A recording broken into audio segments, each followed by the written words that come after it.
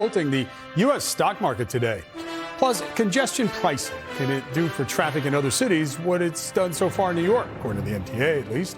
And the good news about the American who's the first woman to become $1 million soccer player.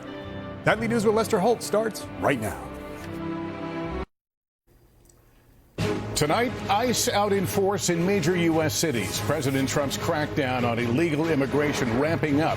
Our senior White House correspondent Gabe Gutierrez in Chicago with agents as an operation is underway. Plus, the president's showdown with Colombia over deportations. The new firings at the Department of Justice. Multiple officials who helped prosecute Donald Trump dismissed. Plus, the president's expected executive orders impacting the U.S. military. DeepSeek causing deep concern. China's new artificial intelligence app putting U.S. tech companies on notice and raising new concerns about security for Americans using it. The emotional reunions.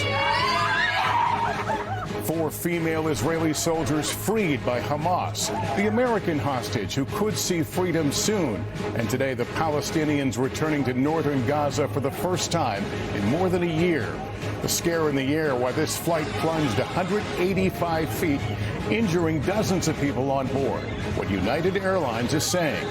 Is it working? The new details about New York City's congestion pricing, drivers cringing at the cost, but is it going so well other major cities could soon join in? And the good news tonight for fans of women's soccer, the major milestone for an American superstar. Would you believe it? This is NBC Nightly News with Lester Holt. Good evening and welcome. The Trump administration tonight messaging it will not be deterred in its mass deportation effort. From a showdown with a strong ally over military deportation flights to very public apprehensions in cities across the country.